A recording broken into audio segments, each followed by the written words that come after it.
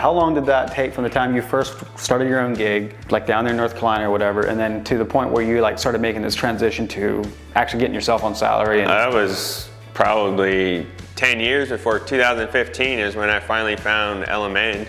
Yeah, so 10 years. 10 years of all that. Yeah. Probably $1 million or more was probably just thrown away because I didn't know what I was charging. I talk to so many people that are in that situation. Yeah. And they're just like, yeah, I don't have the money I need. I'm just gonna work harder. Mm-hmm. And you just work harder, and you just work harder, and you just work harder. Paper King says you can't shovel your way to a good profit. Like, you set the number, that's where you're gonna be. Like, you can work as hard as you want, but it's not gonna help you, the bottom line. We're out here in Kansas City, Missouri. My name's Weston Zimmerman. I'm one of the founders of SynkedUP, which is a project management software, and I'm here with Joshua Sutton from Kansas City here, which does a pretty cool outdoor living designs company. And we're just gonna go and have some good conversation and sounds great. Figure out how business works. I'm here to learn.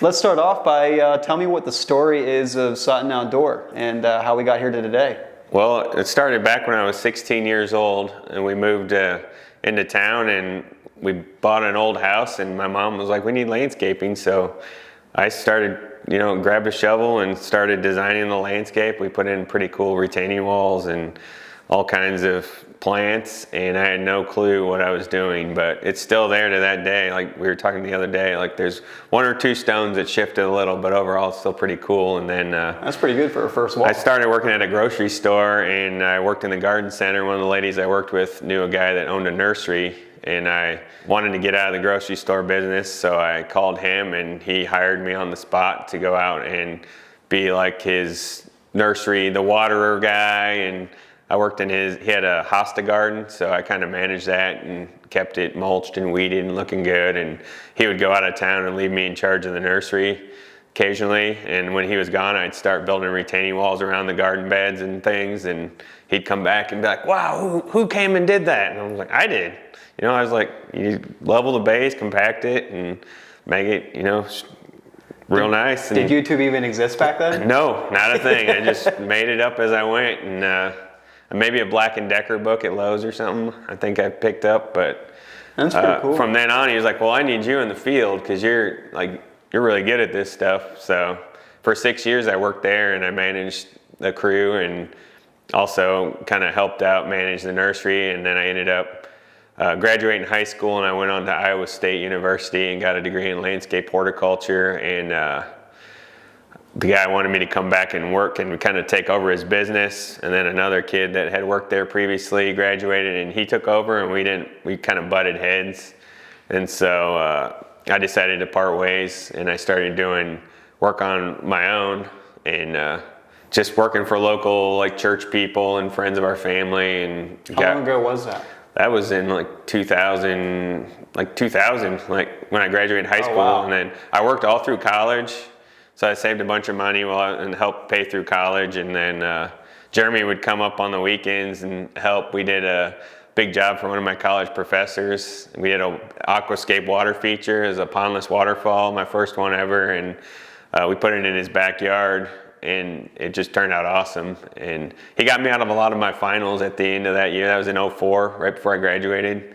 That was kind of the start. And when I graduated college, I was wanting to go to a warmer climate, kind of get out of Iowa, start a new life, because there's not a lot to do in Iowa. It's like drinking, partying, and working is about it. So I decided I'm going to go to North Carolina and try something different. So we had local friends that had come up that we met through my aunt, and they were like, hey, you should try North Carolina. It's warm, and we live in a country club, and we've got a lot of friends that need landscaping. And so I was like, I'll give it a shot for one summer. I moved down there, and I just loved it. It was amazing. And I did a little bit of work that summer, and then the following year I decided to move down full time, and I just packed everything up that I had in a little GMC Jimmy. I had wheelbarrows and shovels, and it was literally just enough room for me to drive and get down to North Carolina. And That was in January of '05. I moved down there. As soon as I got there, I started, I applied for the EIN and got all the insurance, and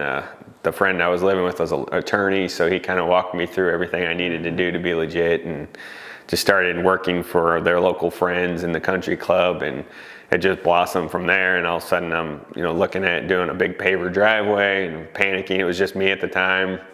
So called Jeremy, and he was like, heck yeah, I'll come down and help you out. During that time he moved down to help full time. So that was in like '06, I think. So we just started doing hardscapes. Probably did 120 patios down there in 4 years or so. Like, we were just cranking them out. We were on Angie's List and had the straight A reviews. Square foot pricing? Yep. I was doing square foot pricing, and you're just doing like industry averages, $50 an hour, and I'd kind of make up numbers, and I had no production rates or anything figured out. And I was looking, I still have a lot of the estimates saved that I printed, and I just can't believe what we sold stuff for. But that's why we were so busy. Yeah, well, that's exactly right. That's why you're on that treadmill where you can't get off, because you're cheap, and people were thrilled because our work was really nice. We did a lot of stuff. So if you were to go back and do that over again in that 4 years with those 120 hours or 120 patios, I'd be a multi-millionaire and probably not be working today. But yeah, it's sad, but it's cool to look at where we've come from and where we're at now. Like, we were getting loans anytime we needed a truck or anything. We had to get a loan because we had no money, and it was just like hamster wheel. So what would you do different if you were to go back in that time frame in your life and I would have I had all the books from like Vanderkoy and all that spelled everything out for me, but I was just needed money at the time. So I'm like, oh, this guy needs a patio, let's be $6,000, and it should have probably been 18,000, but I had no clue what to actually charge. I didn't know what overhead was. I didn't have probably any of my insurance or any of that figured in. So just going back and understanding what my true costs were just to do business. I was charging for the material, and I didn't even put a markup on it. I'd just be like, oh, I'd buy a pallet of stone for $400. That's what you'd pay. That's what you're paying. Yeah. Because that's what you'd pay if you went to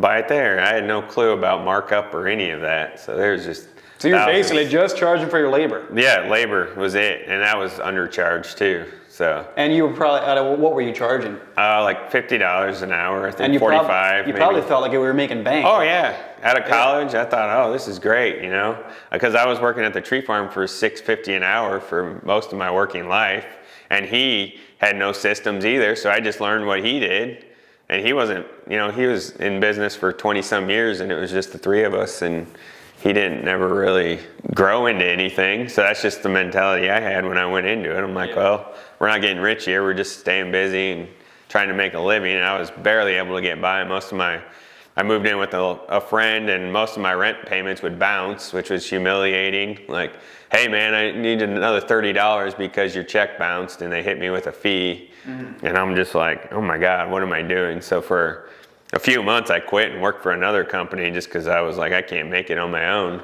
I just can't make enough money. But I didn't ever think to stop and look at the numbers. Right. Well, why aren't I making money? So out of that $45-50 an hour you were charging, what do you think actually ended up in your pocket? Oh, probably -10. Really? It was terrible. I was broke. And then even when the recession came, it was 07, 08, and I met my wife and we got married, and that year I paid myself $12,000. Things slowed down, and I was paying Jeremy his salary. And so Jeremy was a fat cat while you were... No, he wasn't either, but I don't remember I think he made $15 an hour maybe. Yeah. But I paid him every week, and I didn't want to miss a check because I know he had to live, and then I kept paying him, and our bank account was going down and down and down and down, and because the work just really dried up with the housing crash and all that, and that brought a lot of stress into our marriage, and it still gets me choked up thinking about it. But Jeremy showed up one day. I'm like, dude, you're gonna have to get a job somewhere else because I have no more money to pay you. So he ended up getting a job with Budweiser and driving beer around and delivering it and stuff. And we ended up moving to Raleigh, where my wife got her master's, and I worked for Bland Landscaping, which is a $20 million company that operates on the lean management principles. And I learned a lot at that company. Like, we had mandatory training on lean management and the least waste way possible, and I was just like, my mind was blown. And then I started as a foreman, kind of worked my way into a project manager. We were doing $500,000 backyards and doing large commercial irrigation systems, and I learned irrigation and how to actually bid projects properly. They had some type of software, I can't remember which one. It was a fancy software, but like to actually see like software where they're recovering overhead and all the equipment costs, and everything was baked into it. And that was the first time I ever was actually exposed to some of that. We took some classes in college, but it was at nowhere near that level of. You would think they would teach this stuff in college. Yeah, but like in early 2000s, it was just kind of it was still like almost like paper spreadsheets even. Like even Excel wasn't really a big thing. No. Like we kind of did we had a textbook, with some of the, even like Vanderkoy's books and stuff just had like spreadsheets that were like photocopied. But when I was at that company, they had a whole library of all these, like the old Vanderkoy production rate books and all that. So they were like, just take them, Josh. Like, nobody's looked at these in years. So if you want them, they were really wanting me to grow. And I told him my end goal was to own my own company again. And he's like, if I can pour into you a little bit, like it was a family business that was passed on to the two brothers. And they're like, these were our dad's books. So it has his handwriting and everything from when he started that big company. I still have them. And it was just cool that they would like take me under their wing and know that I wanted to go on and do something else. But for those 2 years I was there, it just exploded my brain. I couldn't even like grasp, like, I'm like, wow, this is how you can make money in the landscape industry. Like, because they always had new equipment, nice shop, like everything was to a T, and they had a certain order you'd pull in, you'd fill up, dump your load, get loaded for the next day, and then back your truck in so you're ready to roll out. Like everything was down to a science. Like, the processes and systems were in place to a T. And then if something didn't work, they'd have a meeting and figure out how they can make it better. Yeah. Like it was just. So it sounds like it was run like a tight ship. Very tight ship. And so that was a really great, like, it seemed like I was kind of like a failure, like I had to close my business, but then having that opportunity open up was amazing at that time. And I was able to support my wife while she went to college, got her master's. I made a reasonable salary and had insurance, different things that she didn't have. And then she graduated, and we interned here at UMKC in Kansas City. And I moved here and worked for another big company because we thought it was going to be like 6 months. And it was the Embassy Landscape Group down in Riverside, and they were probably doing $6 million a year at the time. But again, So you were subbing for them, or you? No, I worked for them. Started with snow in the winter, and then they hired me on as a full-time foreman because I knew irrigation at that time and all the hardscape and had experience with water features. So they were thrilled when I moved to town. They were like, wow. And they were actually kind of a sister company of Bland. They were almost being mentored by them for their lean management principles, and they were just implementing those at Embassy. So they were like, you're kidding me, you're coming from that. And so I helped them implement lean management principles. And so where did the fire get lit that you're going back out on your own again? That was, my wife graduated finally, got through her internship, and we moved to Iowa for 1 year, and I worked for another horrendous company. It was like the worst year of my life. And we ended up she got a full-time gig exactly 1 year after being up there. I don't even like to talk about the year up there. It was 2013. It was just a terrible year. I was not happy being there. So after working for him, I was kind of depressed and just like, man, I might just get out of the industry altogether and try something. I was looking at real estate and, all kinds of, I love home building and all. I was originally going to be like a construction management major and like build homes or offices but landscaping kind of always had my heart, and I just can't get away from it. I just love it. But so she got her full-time gig, tenure track professor at UMKC, got a good salary and full benefits and everything. She's like, I came back to Embassy for like 2 months and I was just miserable. I'm like, I am not an employee. I'm an entrepreneur, and they knew that. They could tell. Mm-hmm. And I was like, I'm going to go out on my own and just do my own thing. And they weren't thrilled with that, but I just started. She's like, this is your turn, Josh. You need to do what you love to do and do what you can to make it grow. And she's like, I can support us for a little bit. So the first year was just me with my truck, and I just by had yourself. A small dump trailer again. Yeah, because Jeremy ended up leaving Charlotte, moving back to Iowa for a while, and he was a Budweiser sales rep there and driver, and he came back to work for me in 2015.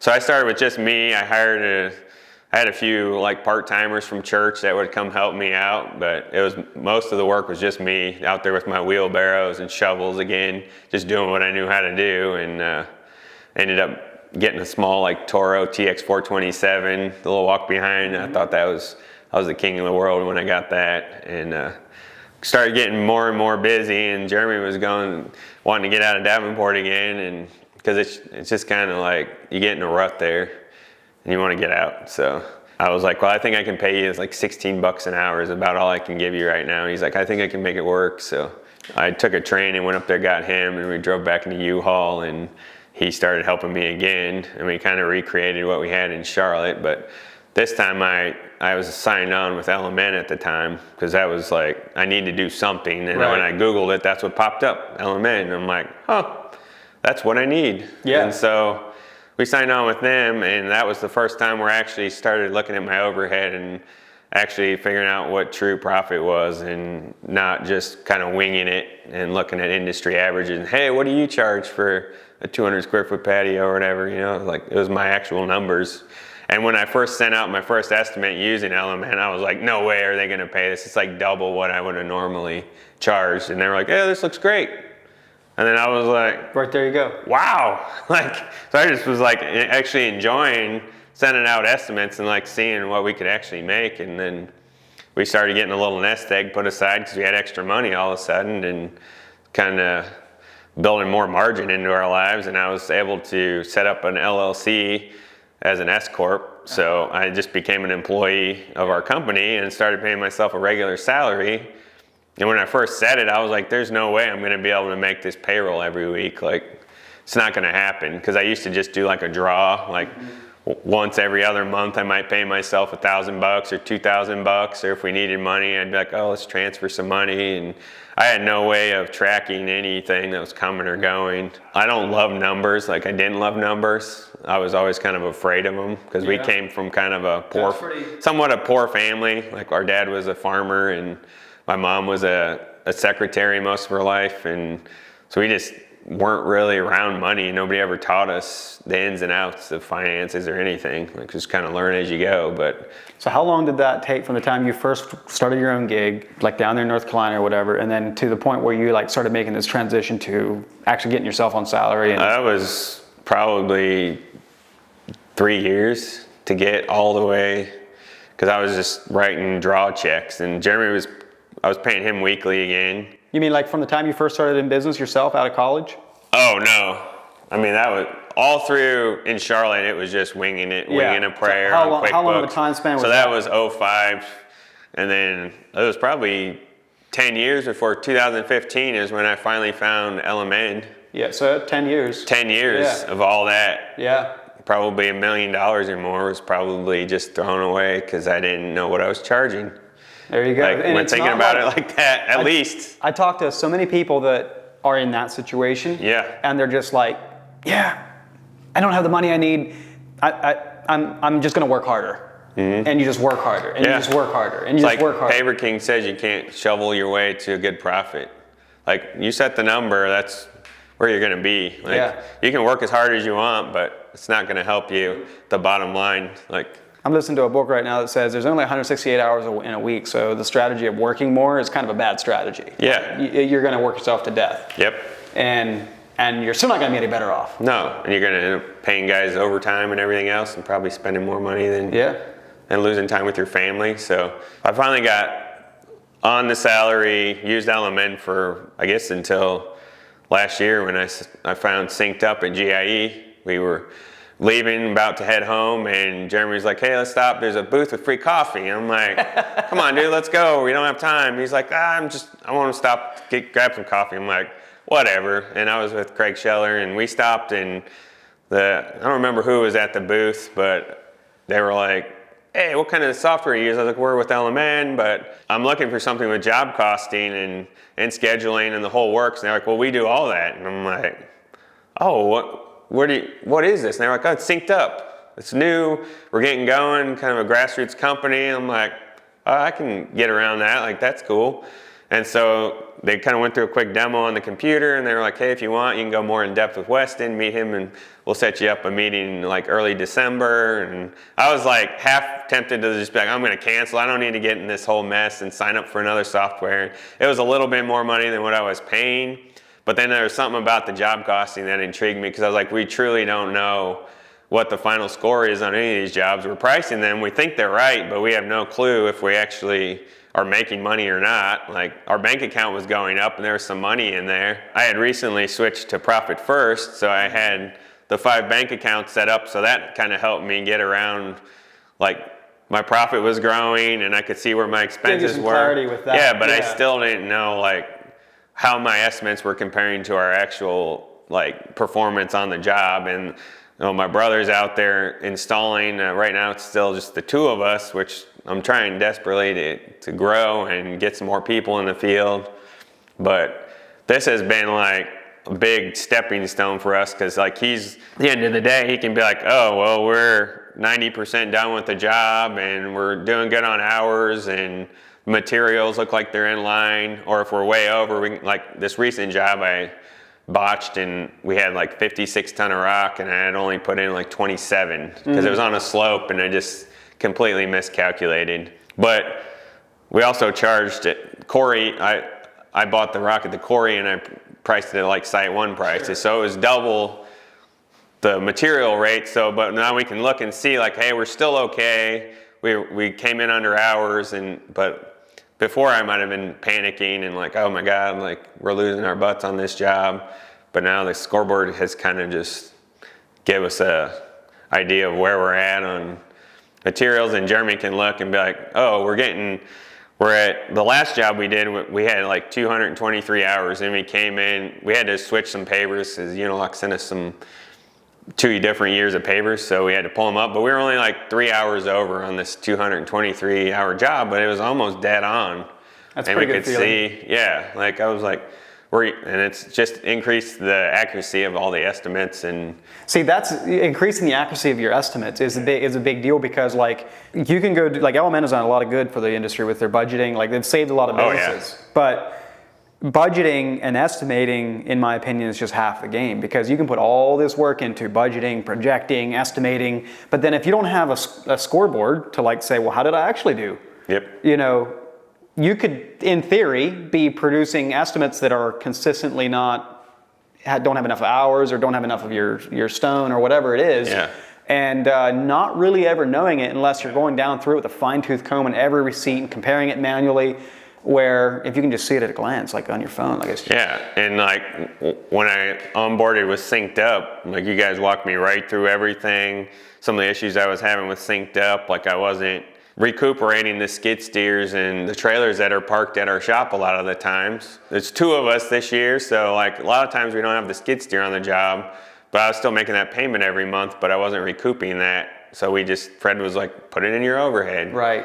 And now it's getting recouped, even if it's here, because it's kind of a shop machine, but sometimes we'll take it out on the job, or sometimes we'll have our mini skid steer and the mini X on the job, but they're not always working. They're there and ready to go, but I wasn't. So I was losing big money just not recuperating our equipment costs too over the last 5 years. Just having that big piece of equipment sitting in your parking lot. Yeah, so now it's baked into every job, and if we need all the equipment on the job, we just take it, and I don't have to be like, oh shoot, I only had this for 3 days on the job instead we need it for 5. Yeah. Yeah. And the thing is like if you're billing for it by the hour, even if you're charging a great rate, $150 an hour, whatever it is, if you're not charging enough of hours in a month, you're still not going to recover. And that's what was happening. Yeah. So at the end of the year, it's like, man, we should have more money than we do. Yeah. And that's those are the leaks. Sick feeling, yeah. Yeah. And you find 20 different leaks, that adds up to thousands of dollars at the end of the year. And it can completely strip out your profit and put you in a position where you're like just spinning wheels. Yep. Or going under. Or it takes away opportunities to give bonuses or go on vacations with the family or upgrade equipment, or like that was another thing Fred pointed out. He's like, man, you got a lot of equipment for the size you are. And I'm like, yeah, we do. It's a lot of it's just sitting here. So like we sold our little SK800 to Matt Heiner out in Colorado, and we made a little money on it because right now the equipment costs were up, and we sold it. We had a nice 2500 Ram that was paid off, but I got more than I paid for it 5 years ago. So we took that money and paid off our skid steer that was $1,200 a month, and we were able to buy an International 4700 that has twice the hauling capability and it isn't maxed out. Yeah, I want to check that truck out. So it's a pretty sweet little truck. We spent a lot of time looking for one that was what we wanted, and we found one up in Minneapolis, but I was able to just go to the bank and get the cash out and pay for it. And it wasn't like having to go get a bank loan and everything, and it kind of makes you appreciate and focus more on the equipment you're buying when you're actually, handing cash over and not just like signing on the dotted line. Yeah. But it also does require like cash. So your cash on hand goes down, but eventually it comes back, and then you don't have the stress of having the loan. And as we're going into recession, I'm not as, panicking like, oh, I got to make all these payments. Like, for a while there, we were making like $6,000 a month in payments. I had money out to my dad. We owed on the skid steer and the ditch witch and the Sandy excavator. And I'm just like, check after check, like all this money comes in and then it's just going out. And you're like, what the heck, man? So I just wanted to rebuild. I'm a good friend of Andy Mulder, and he's, cash is king. He pays cash for everything. And I'm like, just like blown away by the things he does. Yeah. But he just follows those principles, and he doesn't like, well, I'm going to follow it sometimes, but not all the time. I'm like, no, you have to be committed. Yeah. And it does make you grow at the speed of cash. It slows things down, but that's kind of what we're slowing down, building a stronger foundation so we can grow and not, just have a straw house that's going to get blown over when the recession actually tanks. And the other thing is like, even if you have that equipment paid for, you don't have a loan payment on it. That doesn't mean that you need to stop. Like, it's no longer a cost to your business because that equipment depreciates. So it's not like it leaves your budget. It's going to have to be replaced again. So, and that's things I wasn't considering in the beginning. Like in the early days, I'm sure like people are like, oh no, I got that equipment paid for. I don't need to charge for it. Like, nope, that's not true. Now I'm going to, put some more money in my pocket or whatever. But that's what, with Profit First, we have a whole separate like line item for equipment savings. So it helps clarify. And when we have 30 grand in the account and we need a $25,000 mini skid or whatever, we can be like, oh, just take the cash, transfer it, and buy that. So it was pretty cool feeling to actually have that. So what's the most difficult thing you had to overcome in your business from the time you ever started?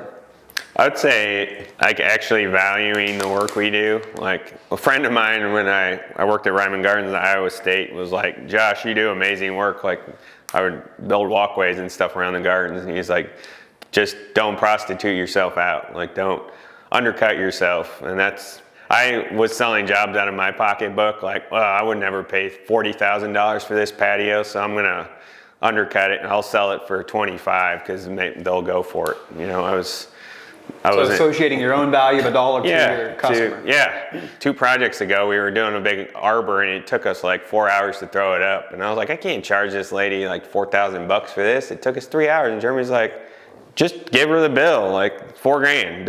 I was like, I think maybe we should make it like 3. And I was like, I don't want to make that much money. And I still do it to this day. And I'm getting ready to send an estimate. I'm like, I could probably back it down. Like it's at 20% net right now. And I catch myself, trying to shortchange myself still. Yeah. And then you get to the end of the year and you just don't have the money. And then you see other guys out that probably would have charged $12,000 for that same arbor, and I'm sitting here like, oh, maybe 3. Like I guess I don't value the work we do, and like the job we're on now, it's all custom cut pavers, and it's nice, and it's just like, man, that's a lot of money that they're paying for this, and I can't imagine doing that. Like still, I'm like, and I'm the cheap guy that's like, I'm trying to get people to spend $100,000 on their backyard, but at the same time, I'm like, I can't imagine. It's funny how our mind plays tricks on that. Like, it's like, I would never pay 20 grand for that, so I'm not going to charge my customer for that. It's like it's like To them, it's like, no, I just want that, and whether it costs 18 or 25, I don't really care. No, you yeah. know? And that difference between the 18 and 25 is all of your profit. Yeah. And like my dad was down earlier this year, and I was like, man, I'm just really working on getting my pricing right. And he's like, well, you've always never charged enough. And I'm like, man, that's like, thanks, Dad. in your family, it's like, yeah, kind of in your face. Told me that but 10 I'm years like, ago. it was like a gut check. I'm like, yeah, you're right. Like, we probably could have been multimillionaires with. Like, we've done a ton of work, like, so insane amount of work for two people. Yeah, exactly. It's like. And the tail end of that, like, what would you say to people that are currently in your shoes, where you were 10 years ago, where you were struggling through those, like, not charging enough? Like, what would you tell someone to be like, you know, because they all have the same, like, I can't charge you gotta get that. rid of the like, head trash. what would you say? Yeah. What would you say to, like, just knock out of it and, like, break through and I mean, the only thing that has made me aware is having the software to actually see what the numbers are. Like, before I had like blinders on, and now it's like been opened up and I can see what I need to charge. And now I'll put in a number, and I'll usually add 10 or 20% and bump it up, because like now I can see what I'm making. And I would say to just invest in the software, because I thought, you know, I'm saving, I don't want to spend $400 a month. It's like $4,800 a year, but I'm probably throwing away over 100 grand or more because I didn't have the tool to collect the numbers and the data. See, that is and so, key. like, now I'm catching stuff, like, even every project we get a little better. I'm like, oh, that last one we shorted ourselves 20 ton of rock. Like, I'm gonna stop and flag that and be like, the next estimate that goes out, I'm like, oh, this one's on a slope. It's like the last one that took 56 ton of rock and not 27, and because I just didn't take the time to calculate and find the volume of rock needed on a slope and all that. It's like kind of a guess. And so basically it's like, when you do screw up, instead of being like, yeah, I'm pretty sure we used more rock than I had bid for, it's like, no, right there it is in black and white in dollars and cents. Yep. And then we can correct it. And it's same with literally anything. If we're short on hours, like, well, where did we screw up? Yep. But with like SynkedUP now, we have work areas, so we can be like, oh, the retaining wall took 10 hours longer than we thought. What happened there? And maybe you did fine on the rest of the job. Yeah. Or we might find a place where we can save some hours on something else, or kind of make up for it and even it out. But before, it was just a complete, we had no clue. It was a mystery if we made money, or just looking at the bank account, did it go up or down? Like, that's all I had to go on. Yeah. And so, the thing is like, that can work as long as long as you're making money. But as soon as you get hit with a financial, something unexpected, then when something goes sideways and you don't know what to change to react to it, that's where it's and people, it's threatening. I find guys will not think twice about signing a loan for a $70,000 skid steer, but then when it comes to a $400 a month software, they're, oh God, no, I can't do that. I'm like, you're not gonna get to the $70,000 skid steer without this. Like, it's like buying a sports car with no wheels. I mean, you can if you're a spreadsheet guru and you want to spend hours on manual spreadsheets. Sure, you can. Spend the hours and hours. It's either the time or the money. You pick which one you want to spend. Yeah, and I see lots of guys like doing spreadsheets. I'm like, how long did it take to make that spreadsheet? Oh, like 8 hours or whatever. It's like, so you already paid for 2 months of the software that does that plus everything else. Like, and you took away your ability to be productive. Plus you have the whole network of the whole SynkedUP crew, which is amazing. Like, all the other guys using it, and like, you can call Fred, or right now you can still get a hold of Weston, but I mean, what do you mean right now? Like,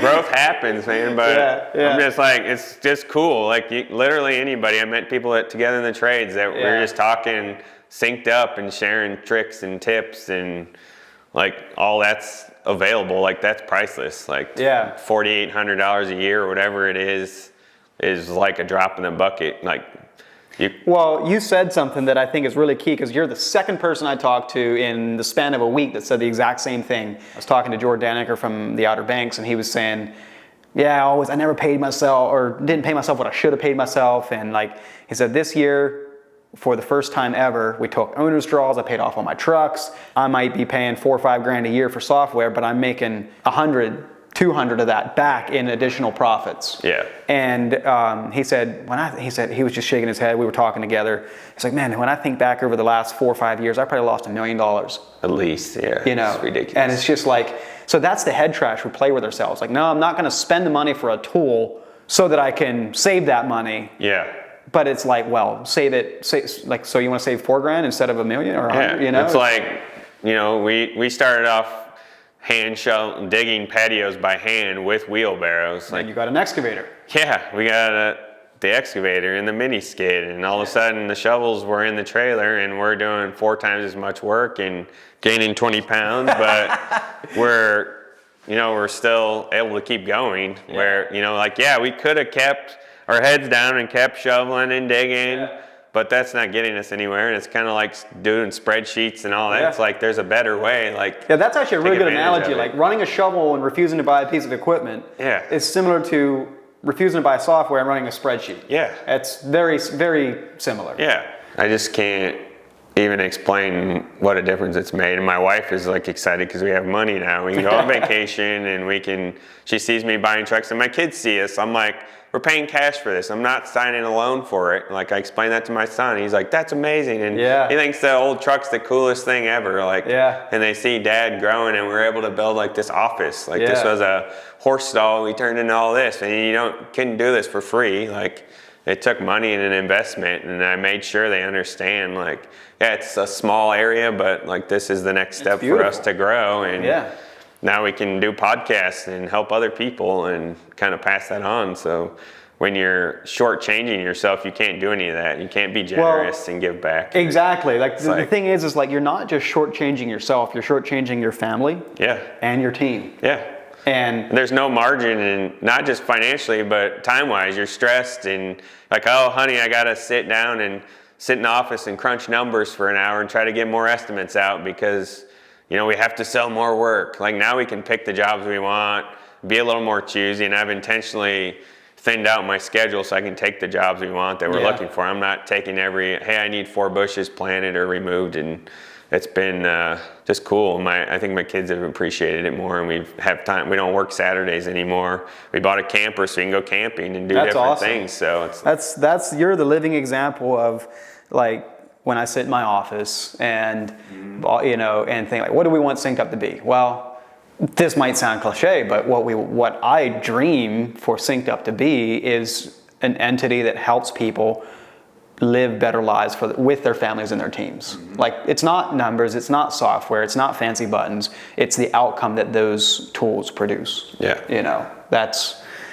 what I want it to be till the day I die. Yeah. And prices on everything are not going down, so this whole thing becomes more and more critical. It's just volatile. Just like with inflation at whatever 10+%, it's well, Jeremy, you're getting a raise because cost of living's up too, but it's nice to be able to give your employees incentives and raises and to help them keep, my wife gets a 2% cost of living increase through the state. It's not even inflation's 10, so I'm at -8. Yeah. And then you skip that 2 or 3 years, with COVID, they got skipped on those. So she's actually still at a deficit. And it's got to keep up with the times at least. And it seemed, I was I was making $6 an hour to do what you're doing for 18 now. But it's money's not equivalent.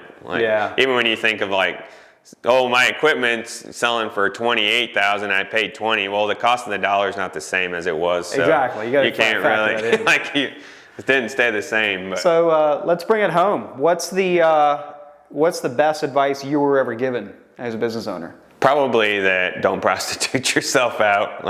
Value yourself, value what you do, and I would literally be probably multimillionaire if I would have actually followed that advice and not shortchanged myself.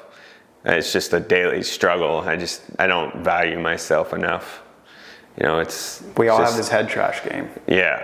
I don't know how to get past that, but I fight it daily. But when you see things in black and white in front of you, it helps. Yeah.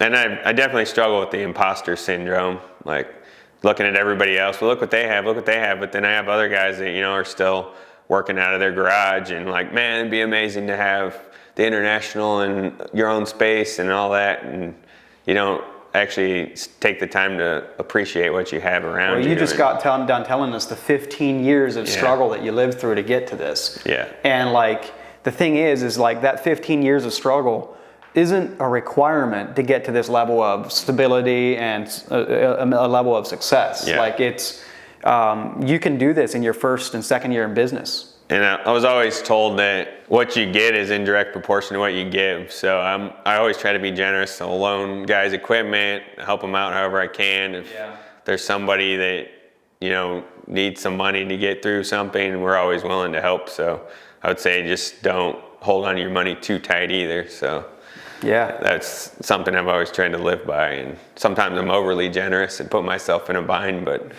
I feel like it'll come back one day. So it's just, it's been cool. And SynkedUP's been a huge part of the growth we've had, like financially, not just like, we look at it's like, well, there's two of us, but the amount of the profits and stuff we're able to turn around now with just two of us, I can't wait to multiply it times 5 and get some more crew members and have an actual solid foundation to build on versus what we had before.